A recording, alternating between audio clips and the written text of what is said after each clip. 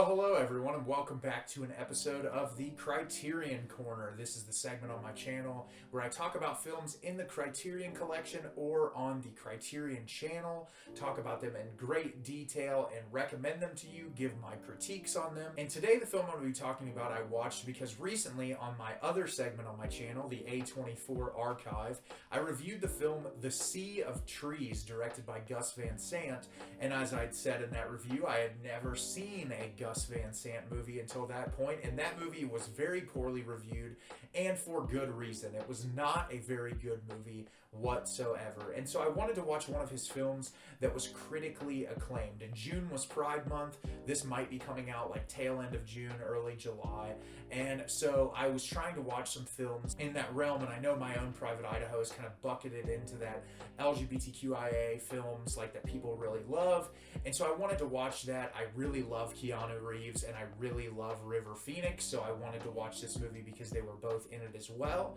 and I will give my thoughts on it today. My Own Private Idaho is directed by Gus Van Sant. In this loose adaptation of Shakespeare's Henry IV, Mike Waters is a gay hustler afflicted with narcolepsy. Scott Favor is the rebellious son of a mayor. Together, the two travel from Portland, Oregon to Idaho and finally to the coast of Italy in a quest to find Mike's estranged mother. Along the way, they turn tricks for money and drugs, eventually attracting the attention of a wealthy benefactor and sexual deviant. So, as I said, I was very excited to watch this because this is considered one of Gus Van Sant's more popular films, and unfortunately, I did not enjoy this movie. And that's not to say that I don't think it's well made and that I don't think that it's well acted, but it is tonally a hot mess.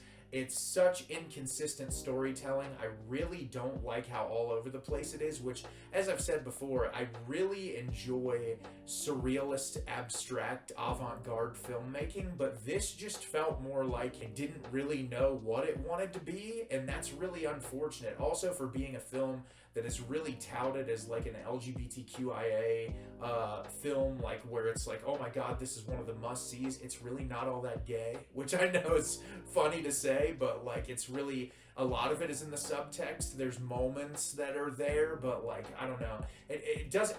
At the end of this movie, I really didn't feel much of anything, unfortunately. There were a couple of really brilliant scenes that packed a really good emotional punch, but because of its inconsistency and its storytelling and how it sort of jumps all over the place, it doesn't really leave a whole lot for me to just feel like emotionally, overwhelmingly impacted. So as the film description states, we have Mike, played by River Phoenix, who at the beginning of the film, we have this really beautifully shot scene of him in the middle of the Idaho desert, and he's out there giving this monologue, and then it jumps to where he's literally passed out on the side of the road, and then through a certain set of circumstances we're introduced to his friend Scott, played by Keanu Reeves, who the two of them are working together, turning tricks, and they're in this crew with this guy named Bob, who is like their leader. And that is the first part of the movie, is them interacting in this group.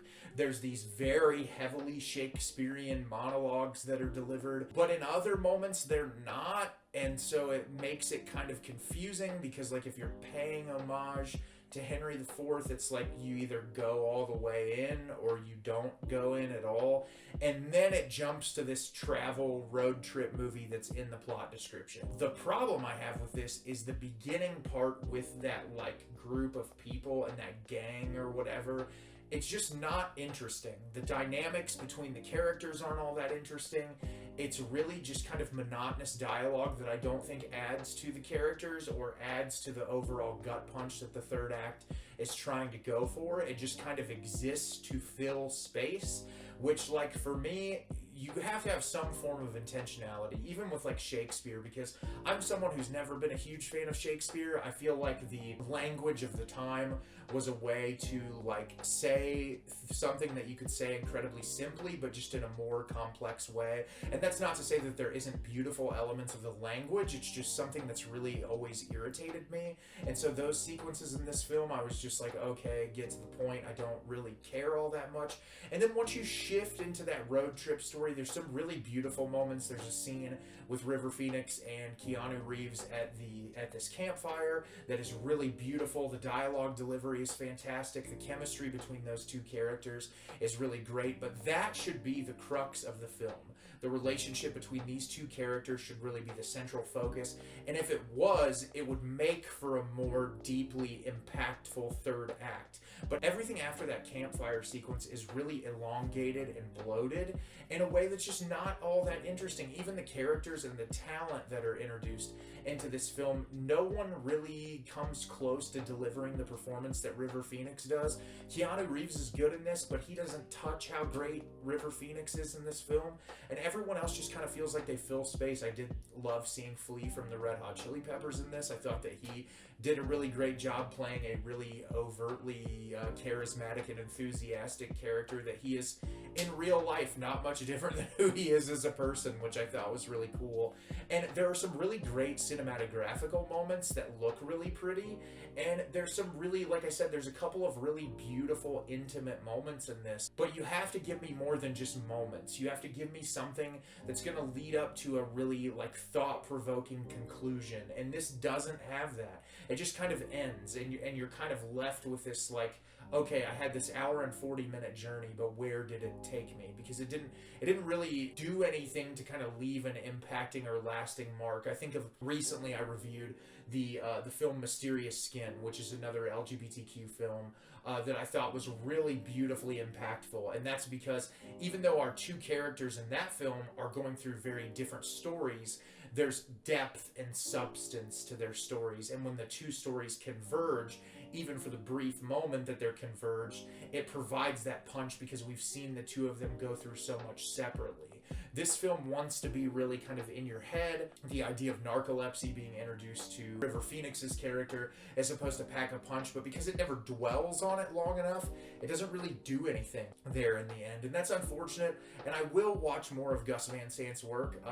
Like I said, I don't think this movie is bad. I just don't think there's really that much to it, unfortunately. And I will eventually watch Good Will Hunting. I want to watch Milk at some point. But yeah, this just wasn't for me, and that's unfortunate to say because I know a lot of people really love it. I'm just not one of those people. So have you seen My Own Private Idaho? Did you love it? Did you hate it? Leave me a comment down below and let me know what you thought. I thought this movie was not great. I really appreciated the performances and the cinematography, but not much else. As always, if you can like the video and subscribe to the channel, it helps me out a lot and lets me know the type of content you're looking for. I'm always putting out new material and look forward to getting more out for you in the near future. And as always, everyone, thank you so much for watching and have a great rest of your day.